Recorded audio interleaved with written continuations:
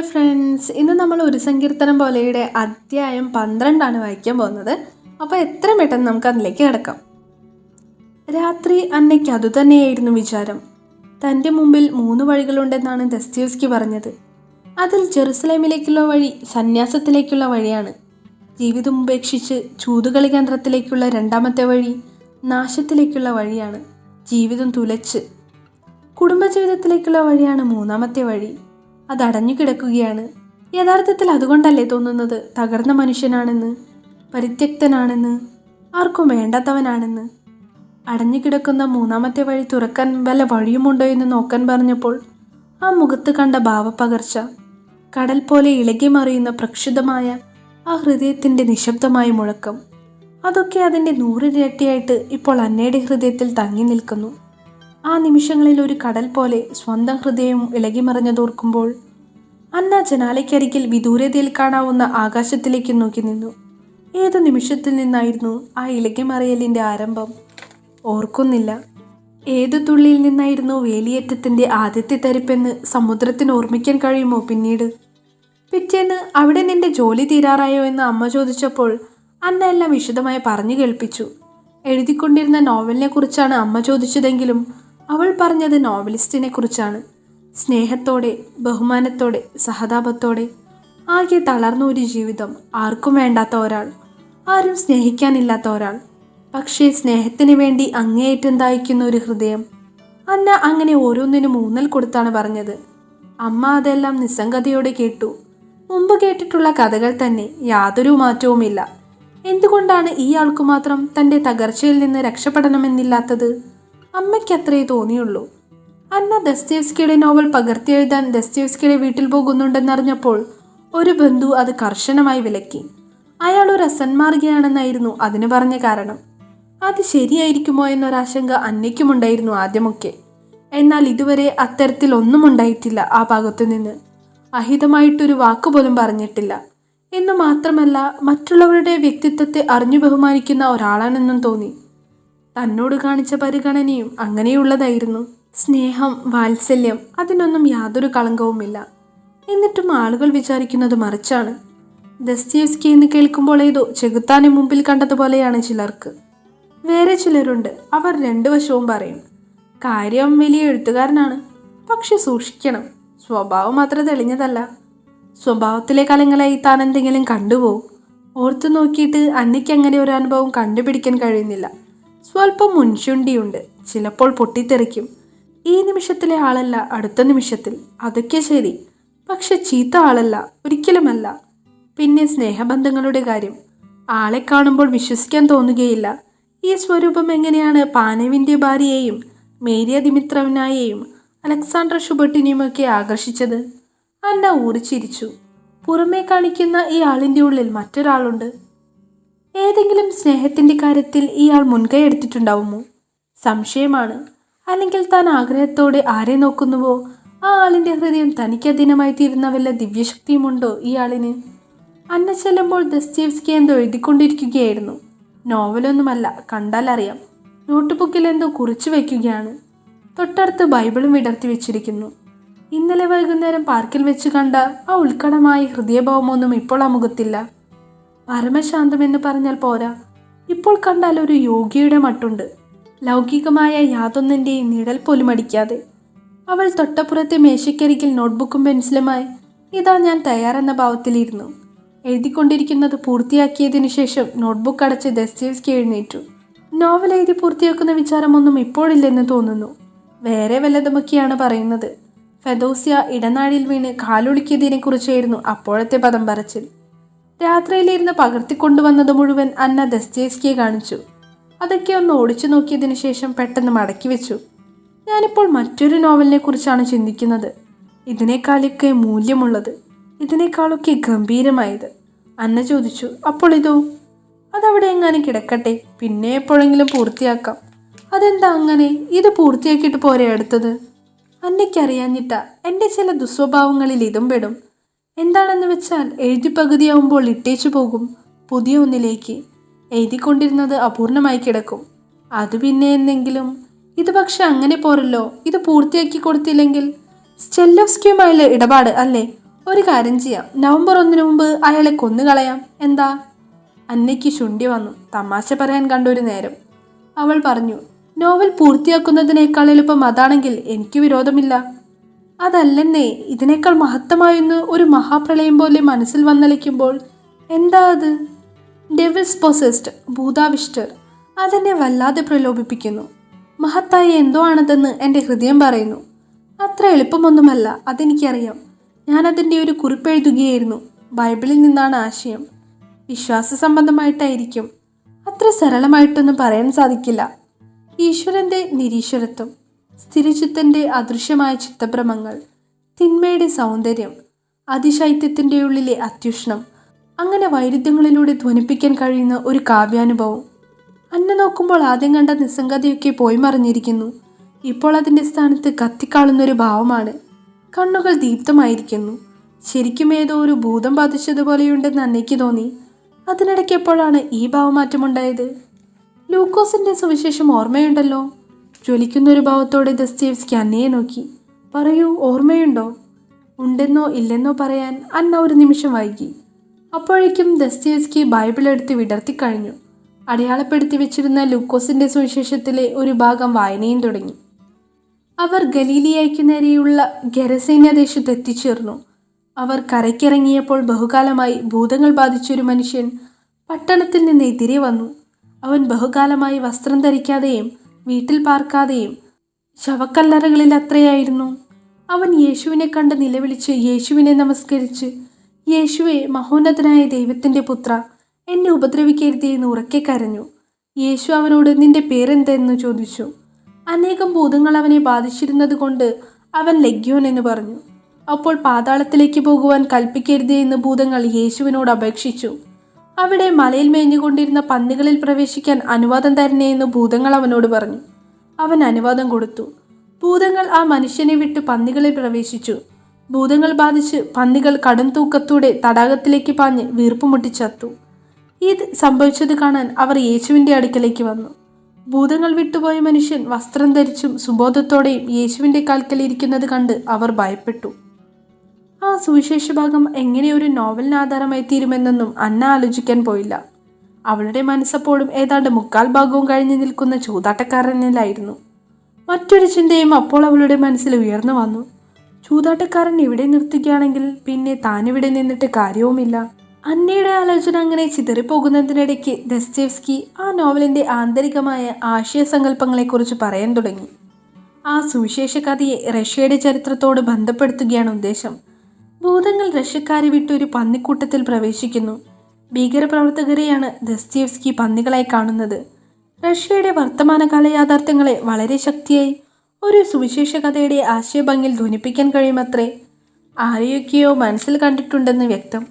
പറയുന്നത് കേട്ടപ്പോൾ ഒരു രാഷ്ട്രീയ നോവലായിരിക്കും സങ്കല്പത്തിലെന്ന് അന്നയ്ക്ക് തോന്നി. അവൾ ആ സംശയം ചോദിക്കുകയും ചെയ്തു. വർത്തമാനകാല യാഥാർത്ഥ്യങ്ങൾ എന്ന് പറയുമ്പോൾ തെറ്റിദ്ധരിച്ചു അല്ലേ? ദസ്തയേവ്സ്കി ചോദിച്ചു. അതുമുണ്ട്, പക്ഷേ അതല്ല പ്രധാനം.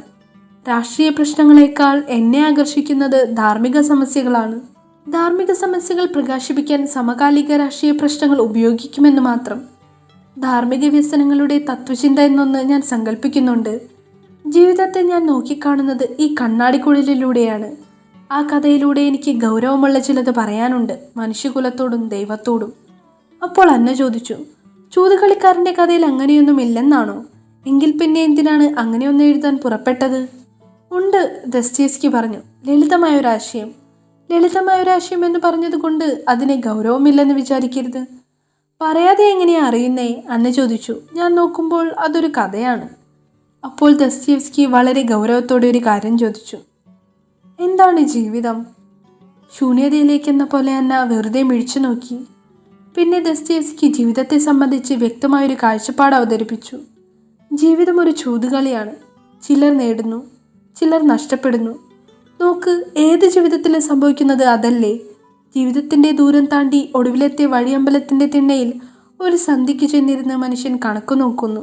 ജീവിതം നഷ്ടമോ ലാഭമോ? ഭാഗ്യനിർഭാഗ്യങ്ങളുടെ ഒരു കളി. ആ അർത്ഥത്തിൽ ചിന്തിച്ചു നോക്കുമ്പോൾ ജീവിതം ഒരു ചൂതുകളി തന്നെയല്ലേ? അതിനകത്ത് ഭ്രാന്തുണ്ട്, അതിനകത്ത് ആനന്ദമൂർച്ചയുണ്ട്, വാശിയുണ്ട്, പകയുണ്ട്, സ്നേഹമുണ്ട്, സഹതാപമുണ്ട്, വഞ്ചനയുണ്ട്, കെണികളുണ്ട്, വ്യാമോഹങ്ങളുണ്ട്, നിരാശയുണ്ട്, ശത്രുതയുണ്ട്, അഹന്തയുണ്ട്, ദൈന്യമുണ്ട്, നാശമുണ്ട്, മരണമുണ്ട്. എന്താണ് അതിലില്ലാത്തത്? ജീവിതത്തിലുള്ളത് മുഴുവൻ ചൂതുകളിയിലുമുണ്ട്. ഇല്ലേ, ജീവിതത്തിൽ എന്ന പോലെ ചൂതുകളിയിലും നമ്മൾ കണക്ക് കൂട്ടുന്നു. സംഖ്യ വെച്ച് നമ്മൾ ചക്രം തിരിക്കുന്നു. സൂചി കറങ്ങി ഏതു കളത്തിൽ ചെന്ന് നിൽക്കുന്നുവെന്ന് ആർക്കറിയാം? അത് നിശ്ചയിക്കുന്നത് നമ്മളാണോ? അങ്ങനെയൊന്നും ഞാൻ വിചാരിച്ചിരുന്നില്ല. വിസ്മയം കൊണ്ട് അവളുടെ കണ്ണുകൾ മിഴിഞ്ഞു. എൻ്റെ കണ്ണിൽ അതൊരു നാശത്തിൻ്റെ കളിയായിരുന്നു. അതെ, നമ്മളതിനെ എങ്ങനെ കാണുന്നുവോ അങ്ങനെയാണത്, ദസ്തയേവ്സ്കി പറഞ്ഞു. നാശക്കളിയായിട്ടാണെങ്കിൽ അങ്ങനെ അല്ലെന്നാര് പറഞ്ഞു? ഓർത്തു നോക്കുമ്പോൾ ജീവിതവും അങ്ങനെയല്ലേ, ഒരു നാശക്കളി അല്ലെങ്കിൽ ഒരു കോമാളിക്കളി. അങ്ങനെ ഒരു കാഴ്ചപ്പാടോടെ ജീവിതത്തിൻ്റെ ആഴങ്ങളിലേക്ക് പോകുവാൻ അവൾക്ക് കഴിഞ്ഞില്ല. അവൾക്കെപ്പോഴും ജീവിതം അവളുടെ മോഹങ്ങളിലും വിശ്വാസങ്ങളിലും തങ്ങി നിൽക്കും പോലെ അർത്ഥവത്തായ ഒന്നായിരുന്നു. അത് വെറും ഒരു തമാശക്കളിയാണെന്ന് വരുന്നതായിരുന്നു അവൾക്ക് സങ്കടം. എങ്കിലും പറയുന്നത് ജീവിതത്തിൻ്റെ മറുപുറങ്ങളും ആന്തരാർത്ഥങ്ങളും കാണാൻ കഴിവുള്ള ആളായതുകൊണ്ട് ഒരുതരം വിസ്മയത്തോടെ ആ ദർശനത്തിന് മുമ്പിൽ അവൾ നിന്നു. ഒരു കഥ പറയുമ്പോൾ ജീവിതത്തെക്കുറിച്ച് പറയുകയാണ്. ദസ്തയേവ്സ്കിയുടെ ഹൃദയത്തിൽ നിന്ന് വാക്കുകൾ ഉയർന്നു വന്നു. ജീവിതത്തിൻ്റെ ഹർഷോന്മാദങ്ങളെയും ഭാഗ്യനിർഭാഗ്യങ്ങളെയും വ്യസനങ്ങളെയും മരണങ്ങളെയും കുറിച്ച് പറയുകയാണ്. കഥാകാരൻ ചൂതുകളിയെക്കുറിച്ച് പറയുമ്പോഴും അത് ജീവിതത്തെക്കുറിച്ചുള്ള ഒരു പറച്ചിലായി തീരുന്നു. അപ്പോൾ ആ കഥയോട് അവൾക്ക് ഇതുവരെ ഇല്ലാത്തൊരു പ്രതിപത്തി ഉണ്ടായി. ആ പ്രതിപത്തിയുടെ പ്രേരണയോടെ അവൾ പറഞ്ഞു, എൻ്റെ ഒരു അപേക്ഷയാണ്, നമുക്കിതങ്ങ് പൂർത്തിയാക്കാം. സ്റ്റെല്ലോസ്കിയെ പേടിച്ചിട്ടാണെന്ന് വിചാരിക്കേണ്ട. എനിക്കെങ്കിലും അറിയാമല്ലോ അതങ്ങനെയല്ലെന്ന്. സ്റ്റെല്ലോസ്കിയും അയാളുടെ ഒരു കരാറും, ദസ്തയേവ്സ്കി പറഞ്ഞു. എന്നെ അലട്ടുന്നത് അതൊന്നുമല്ല, എൻ്റെ മനസ്സാണ്. ദാരിദ്ര്യത്തെയും കടക്കാരെയും പേടിച്ചിട്ടാണെങ്കിൽ ഓരോ ദിവസവും ഓരോ നോവൽ വീതം എഴുതേണ്ടി വന്നേനെ എനിക്ക്. എഴുതിയില്ലെങ്കിൽ ഞാനൊരു ലോഹപ്രതിമ പോലെ പൊട്ടിത്തെറിക്കുമെന്നോ അല്ലെങ്കിൽ എനിക്ക് ഭ്രാന്ത് പിടിക്കുമെന്നോ വരുമ്പോഴല്ലാതെ ഞാൻ എഴുതിയിട്ടില്ല. അത് പക്ഷെ ആരറിയുന്നു? കടക്കാരെ പിടിച്ച് നോവൽ എഴുതുന്നതിനേക്കാൾ എത്രയോ നല്ലതാണ് ആത്മഹത്യ. പക്ഷെ എനിക്കത് പറഞ്ഞു നടക്കാനൊക്കുമോ ലോകത്തോട്? ലോകം എങ്ങനെ വേണേൽ വിചാരിച്ചോട്ടെ, അന്ന പറഞ്ഞു. ഒരാളെങ്കിലും അങ്ങനെ വിചാരിക്കില്ലെന്ന് വിശ്വസിക്ക്. ലോകത്തിലെ ആരുമല്ലാത്ത ഞാൻ ഇഷ്ടപ്പെടുമോ എന്തോ? എനിക്കൊരാഗ്രഹമുണ്ട്, ഈ നോവൽ പൂർത്തിയാക്കണമെന്ന്. ഒന്നുമല്ലെങ്കിൽ മരണം വരെ എനിക്ക് ഓർക്കാമല്ലോ ഈ കഥ ആദ്യം കേട്ടത് ഞാനാണെന്ന്, അത് പകർത്തി എഴുതിയത് ഞാനാണെന്ന്. ഒരു മൺപ്രതിമയെപ്പോലെ ദസ്തയേവ്സ്കി ഇമയനക്കാതെ അന്നയെ നോക്കിയിരുന്നു. അപ്പോൾ അന്നയ്ക്ക് സംശയമായി. ആ മനസ്സിൽ എന്താണ് പുകയുന്നത്? ആ മനസ്സിൽ എന്താണ് പൊട്ടിത്തെറിക്കാൻ നിൽക്കുന്നത്? അല്ലെങ്കിൽ അപസ്മാരത്തിൻ്റെ ഇളക്കം തുടങ്ങാൻ പോവുകയാണോ? പിന്നെ ഒരു നിമിഷം കണ്ണടച്ചിരുന്നതിന് ശേഷം ആന്തരികമായ ഒരു ഒഴുക്കിൽ വീഴും പോലെ ദസ്തയേവ്സ്കി ചൂതാട്ടക്കാരൻ്റെ കഥ തുടർന്ന് പറയാൻ തുടങ്ങി. എന്തോ ഒന്ന് അന്തരാത്മാവിനെ ഏതോ ഒരു കൊടുമുടിയിലേക്ക് ഉയർത്തിക്കൊണ്ടുപോകുന്നു. അല്ലെങ്കിൽ ഇപ്പോൾ ആൾ നിൽക്കുന്നത് ആത്മാവിൻ്റെ ഒരു കൊടുമുടിയിലാണ്. അന്ന് ഉച്ചതിരിയും വരെ ഒറ്റയിരിപ്പിലിരുന്ന് നോവൽ എഴുതി. വല്ലാത്തൊരു ഒഴുക്കായിരുന്നു അത്. ഒരു ഘട്ടത്തിൽ ദസ്തയേവ്സ്കി തളർന്ന് സെറ്റിയിലേക്ക് മലർന്നു കിടന്നു. എന്നാൽ കുറേ നേരം അങ്ങനെ കിടന്നോട്ടെ എന്ന് വിചാരിച്ച് നോട്ട് ബുക്ക് മടക്കി വെച്ചതിനു ശേഷം അന്ന ഒച്ചയുണ്ടാക്കാതെ താഴേക്കിറങ്ങിപ്പോയി. അരമണിക്കൂർ കഴിഞ്ഞപ്പോൾ ആകെ വെപ്രാളപ്പെട്ട് ദസ്തയേവ്സ്കി ധൃതിയിൽ കോണിപ്പടികളിറങ്ങി അടുക്കളവാതിൽക്കൽ വന്നു. അകത്ത് ചായ കൂട്ടിക്കൊണ്ടിരിക്കുന്ന ഫെദോസിക്കരികിൽ അന്നയെ കണ്ടപ്പോൾ വാതിൽക്കൽ സ്തംഭിച്ചു നിന്നു. ഞാനോർത്തു അന്ന പോയിരിക്കുമെന്ന്. അവൾ ഒരു കപ്പ് ചായയും എടുത്തുകൊണ്ട് ദസ്തയേവ്സ്കിയുടെ അടുത്തേക്ക് ചെന്നു. ഞാൻ അങ്ങനെ പോകുമോ? പറയാതെ കുറേ നേരം വിശ്രമിച്ചോട്ടെ എന്ന് വിചാരിച്ച അന്നയുടെ കയ്യിൽ നിന്ന് ചായ വാങ്ങി അവിടെ തന്നെ നിന്ന് കുടിക്കുന്നതിനിടയിൽ ദസ്തയേവ്സ്കി പറഞ്ഞു, വല്ലാത്തൊരു മുറുക്കം മനസ്സിന്. ഇനി ഈ നോവൽ തീർന്നാലേ അത് അഴിഞ്ഞു കിട്ടും. അതുവരെ മുള്ളിൻ്റെ മുനയിൽ നിൽക്കുന്നത് പോലെയാണ്. ചായ കുടിച്ച് കപ്പ് തിരികെ കൊടുത്തതിന് ശേഷം മുകളിലേക്കുള്ള കോണിപ്പടികൾ കയറുന്നതിനിടയിൽ പാതി വഴി ചെന്ന് ദസ്തയേവ്സ്കി അവിടെ തിരിഞ്ഞു. അന്ന മുകളിലേക്ക് വരും. ധൃതിയിൽ ചായ കുടിച്ചതിനു ശേഷം അന്ന മുകളിലേക്ക് ചെന്നു. അപ്പോൾ ദസ്തയേവ്സ്കി ജനാലയ്ക്കരികിൽ പുറത്തേക്ക് നോക്കി നിൽക്കുകയായിരുന്നു. തുടർന്ന് എഴുതാനാണെന്ന് വിചാരിച്ച് അന്ന മേശയ്ക്കരികിൽ ചെന്നിരുന്ന് നോട്ട്ബുക്കും പെൻസിലും എടുത്ത് തയ്യാറായി. അപ്പോൾ ജനലിന് പുറംതിരിഞ്ഞു നിന്ന് ദസ്തയേവ്സ്കി ചോദിച്ചു, എഴുതാനല്ല, ഒരു കഥ കേൾക്ക്, ശ്രദ്ധിച്ചു വേണം. കഥ തീരുമ്പോൾ ഞാൻ അഭിപ്രായം ചോദിക്കും. ആളിനൊരു സന്തോഷം തോന്നണമല്ലോ എന്ന് വിചാരിച്ച് അവൾ കൂടുതൽ ഉത്സാഹം കാണിച്ചു. അല്ലെങ്കിൽ തന്നെയും ദസ്തയേവ്സ്കി എന്തോ ഒരു സന്തോഷത്തിലായിരുന്നു. എന്നാൽ അങ്ങനെ തുറന്നു കാണിക്കും പോലെയല്ല, വളരെ നിഗൂഢമായിട്ട്. ഞാൻ എന്തിനാണ് അന്നയെ വിളിച്ചതെന്നറിയാമോ? ദസ്തയേവ്സ്കി ചോദിച്ചു. ഇന്നലെ രാത്രിയിൽ കണ്ട ഒരു സ്വപ്നത്തെക്കുറിച്ച് പറയാനാണ്. അന്ന അത്ഭുതം കൂറി. സ്വപ്നമോ? അതെ, സ്വപ്നം. എന്തിനാണ് എന്നെ അത്ഭുതപ്പെടുന്നത്? ഇല്ല, എന്തായിരുന്നു സ്വപ്നം? അതോ ഈട്ടിത്തടി കൊണ്ടുണ്ടാക്കിയ ഈ അലമാരയില്ലേ, അതെനിക്ക് സൈബീരിയയിലുള്ള ഒരു സ്നേഹിതൻ ചെക്കോൻ വലിക്കനോ തന്നതാണ്. അയാളുടെ സ്നേഹത്തിന്റെ അടയാളമായി അതിനകത്താണ് ഞാൻ എൻ്റെ സ്വകാര്യ കത്തുകളും കടലാസുകളും വെക്കുന്നത്. ഇന്നലെ രാത്രി സ്വപ്നത്തിൽ ഞാൻ ആ കടലാസുകൾ തിരഞ്ഞുകൊണ്ടിരിക്കുമ്പോൾ ആ കടലാസുകൾക്കിടയിൽ എന്തോ ഒരു നക്ഷത്രം പോലെ. തമാശ എന്താണെന്ന് വെച്ചാൽ, ഈ നക്ഷത്രം കടലാസുകൾ തിരിയുമ്പോൾ ഇടയ്ക്കിടയ്ക്ക് പ്രത്യക്ഷമാകുകയും അപ്രത്യക്ഷമാകുകയും ചെയ്യുന്നു. ഒടുവിൽ കടലാസുകൾ മുഴുവൻ തിരിയുമ്പോൾ ആ നക്ഷത്രം എൻ്റെ കയ്യിൽ വന്നു. അതൊരു തിളങ്ങുന്ന രത്നമായിരുന്നു. എന്നിട്ട് അതെന്തു ചെയ്തു? അതാണ് അതിലെ കഷ്ടം പിടിച്ച കാര്യം. ഞാനത് ഓർക്കുന്നില്ല. എന്തായാലും നല്ലൊരു സ്വപ്നമായിരുന്നു. യാഥാർത്ഥ്യം സ്വപ്നത്തിൽ കണ്ടതിന് നേരെ വിപരീതമാകുമെന്നാണ് ഞാൻ കേട്ടിട്ടുള്ളത്. അത് നേരാണെങ്കിൽ ഫൈദൂറിന് എന്തോ ഒന്ന് നഷ്ടപ്പെടാൻ പോവുകയാണെന്ന് തോന്നുന്നു. ദൈവമേ, എന്താണത്? പെട്ടെന്ന് ദസ്തയേവ്സ്കിയുടെ മുഖം വിളറി. അത് കണ്ടപ്പോൾ അങ്ങനെ പറയരുതായിരുന്നുവെന്ന് അന്ന വിചാരിക്കുകയും ചെയ്തു. ഇനി എന്തു പറഞ്ഞ് പുള്ളിയെ സന്തോഷിപ്പിക്കുമെന്ന് അവൾ ഉള്ളിൽ തട്ടി ചിന്തിച്ചു. അപ്പോൾ ഒരു തുരുമ്പ് കിട്ടി. എനിക്ക് സ്വപ്നം വ്യാഖ്യാനിക്കാനൊന്നും അറിയില്ല. എനിക്കതിലൊന്നും വിശ്വാസവുമില്ല. ഞാൻ വെറുതെ പറഞ്ഞതാണെന്ന് വിചാരിക്കും. എഴുത്തുകാർക്കാകുമ്പോൾ സ്വപ്നം വലിയ ഒരു അനുഭവമായിരിക്കും. ചിലപ്പോൾ ഭാഗ്യത്തിന്റെ, അല്ലെങ്കിൽ ഒരു മഹാവിജയത്തിന്റെ. എനിക്ക് മറ്റൊന്ന് തോന്നുന്നുണ്ട്. ആ സ്വപ്നത്തിന്റെ ഓർമ്മയിൽ നോവൽ സങ്കല്പിച്ചാൽ അതൊരു പക്ഷേ ഫൈദൂറിന്റെ ജീവിതത്തിന്റെ തന്നെ വഴിത്തിരിവായിരിക്കും. അപ്പോൾ ദസ്തയേവ്സ്കി പറഞ്ഞു, എൻ്റെ മനസ്സിലൊരു പുതിയ നോവൽ രൂപം കൊള്ളുന്നുണ്ട്. യഥാർത്ഥത്തിലുള്ളതിന്റെ 100 ഇരട്ടി സന്തോഷം ഭാവിച്ചുകൊണ്ട് അന്ന ചോദിച്ചു. നേരോ? എന്നിട്ടെന്തേ എന്നോട് പറയാതിരുന്നത്? അതിന്റെ അവസാനം ദുരൂഹമായിരുന്നു. ഏതു കഥയ്ക്കും ഒരു അവസാനം ഉണ്ടാവാതെ നിവൃത്തിയില്ല. ഇനി അതെങ്ങനെയായി തീരുമെന്നോർക്കുമ്പോൾ. ആട്ടെ, എന്താണ് കഥ? സ്വപ്നത്തിന്റെയാണോ? ഞാൻ ഉദ്ദേശിച്ചത് അതിന്റെ ആശയത്തെക്കുറിച്ചാണ്. ഒരു സ്വപ്നത്തിന്റെ കഥ. അതിനങ്ങനെയും ഒരു തലമുണ്ട്. എങ്കിലും പ്രധാനമായും അതൊരു പെൺകുട്ടിയുടെ മനഃശാസ്ത്രവുമായിട്ടാണ് ബന്ധപ്പെട്ടിരിക്കുന്നത്. കഥ പറഞ്ഞാൽ അതിനൊരു അന്ത്യം നിർദ്ദേശിക്കാമോ എനിക്ക്? ഞാനോ? എൻ്റെ ദൈവമേ, ഞാൻ എങ്ങനെയാണ് കഥയുടെ അന്ത്യം കണ്ടുപിടിക്കുന്നത്? അതൊരു കടങ്കഥയൊന്നുമല്ലല്ലോ, ആണോ? ആണോ എന്ന് ചോദിച്ചാൽ അതെ. അല്ലെങ്കിൽ ഏത് കഥയും ഒരു കടങ്കഥയാണ്.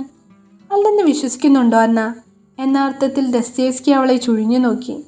പിന്നെ അസാധാരണമായൊരു ഉന്മേഷത്തോടെ കഥ പറഞ്ഞു. പ്രധാന കഥാപാത്രം ഒരു ചിത്രകാരനാണ്. ചെറുപ്പക്കാരനൊന്നുമല്ല, ഒരു വൃദ്ധൻ. ഏതാണ്ട് എൻ്റെ പ്രായം വരും. അയാളുടെ ഒരു കൈ, ഇടതുകൈ, തളർന്നുപോയി. അതുകൊണ്ടുള്ള വിഷാദവും ആശങ്കയുമൊക്കെ അയാൾക്കുണ്ടായിരുന്നു. സ്വന്തം ഹൃദയാഭിലാഷങ്ങൾ പ്രകടിപ്പിക്കാൻ അശക്തനായ വിധത്തിൽ അയാൾ ഒരു പാവമായിരുന്നു. ഒരു സ്വപ്നം പെയിന്റ് ചെയ്യാനുള്ള ശ്രമത്തിൽ അയാൾ പരാജയപ്പെടുന്നു. അതിൻ്റെ വ്യതയും അയാൾ അനുഭവിക്കുന്നു. അയാൾ അങ്ങനെയുള്ളൊരു പാവമാണ്. അപ്പോൾ അന്ന ചോദിച്ചു, അങ്ങനെ ഒരു പാവത്താനെ എന്തുകൊണ്ട് കഥാനായകനാക്കി? ഒരു ആർട്ടിസ്റ്റ് എന്നൊക്കെ പറയുമ്പോൾ അതൊരു യുവാവാകുന്നതല്ലായിരുന്നോ നല്ലത്? നല്ലതെന്ന് പറയുമ്പോൾ സ്വാഭാവികമെന്നാണ് ഞാൻ ഉദ്ദേശിച്ചത്. അന്നയ്ക്ക് ഇഷ്ടപ്പെട്ടില്ലല്ലേ എൻ്റെ കഥാനായകനെ? ദസ്തയേവ്സ്കി ചോദിച്ചു. ഇഷ്ടപ്പെട്ടാലും ഇല്ലെങ്കിലും അയാൾ കുറേ പ്രായം ചെന്ന ആളാണ്. അതങ്ങനെയായിപ്പോയി. അതുകൊണ്ട് അയാൾക്കൊരു കഥയിലെ പ്രധാന കഥാപാത്രമാകാൻ പാടില്ലെന്നില്ലല്ലോ. ഉവ്വോ?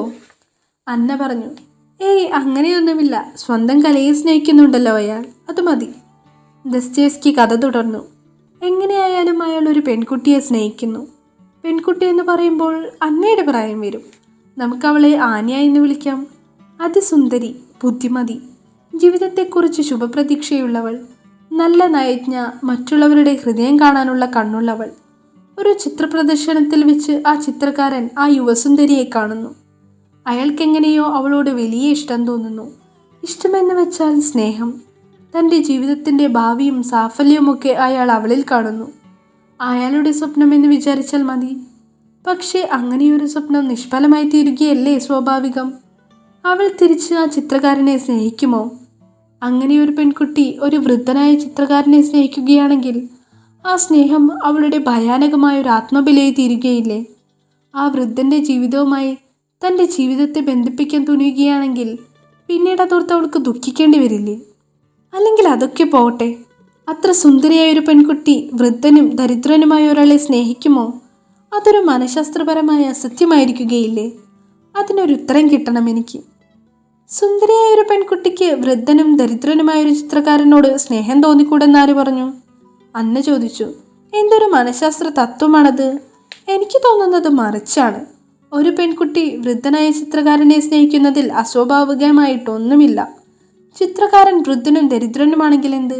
അയാൾ ചിത്രകാരനാണെന്നുള്ളതാണ് പ്രധാനം. സൗന്ദര്യവും ധനവും നോക്കിയാണോ സ്നേഹിക്കുന്നത്? സ്നേഹത്തിന് അങ്ങനെയൊന്നുമില്ല. സ്നേഹം അന്വേഷിക്കുന്നത് സ്നേഹമാണ്, അല്ലാതെ സൗന്ദര്യവും ധനവും പദവിയും ഒന്നുമല്ല. എനിക്കങ്ങനെയാണ് തോന്നുന്നത്. ജീവിതം മുഴുവൻ അവൾക്ക് ആ വൃദ്ധനായ ചിത്രകാരനെ ആത്മാർത്ഥമായി സ്നേഹിക്കാൻ കഴിയുമെന്ന് അന്ന യഥാർത്ഥത്തിൽ വിശ്വസിക്കുന്നുണ്ടോ? പിന്നെന്താ വിശ്വസിച്ചാൽ? പെട്ടെന്ന് ദസ്തയേവ്സ്കിയുടെ സ്വരം തരളമായി തീർന്നു. എന്നാൽ ആ പെൺകുട്ടിയുടെ സ്ഥാനത്ത് അന്നയെ ഒന്ന് നിർത്തി നോക്ക്, ഒരു നിമിഷത്തേക്ക്. അതുപോലെ തന്നെ വൃദ്ധനായ ആ ചിത്രകാരൻ്റെ സ്ഥാനത്ത് എന്നെ സങ്കല്പിച്ചു നോക്ക്. ഞാൻ എൻ്റെ സ്നേഹത്തെക്കുറിച്ച് പറയുകയായിരുന്നു അന്നയോട്. അന്നയുടെ ഉത്തരം എന്തായിരിക്കും? അന്നയ്ക്ക് എന്നെ സ്നേഹിക്കാൻ കഴിയുമോ? ഒരു നിമിഷാർത്ഥം പോലും ശങ്കിച്ചു നിൽക്കാതെ അവൾ പറഞ്ഞു, സ്നേഹിക്കും. ജീവിതം മുഴുവൻ ഞാൻ സ്നേഹിക്കും. ഏതോ സ്വപ്നത്തിലെന്ന പോലെ ദസ്തയേവ്സ്കി ഒരു നിമിഷം അന്നയെ നിർനിമേഷനായി നോക്കി നിന്നു. അപ്പോൾ ഭ്രാന്തവും അപ്രതിരോധ്യവുമായൊരു വികാരം തെളിച്ചുകൊണ്ട് അദ്ദേഹത്തിന് സ്വന്തം ഹൃദയത്തിന്മേലുള്ള പിടിവിട്ടു.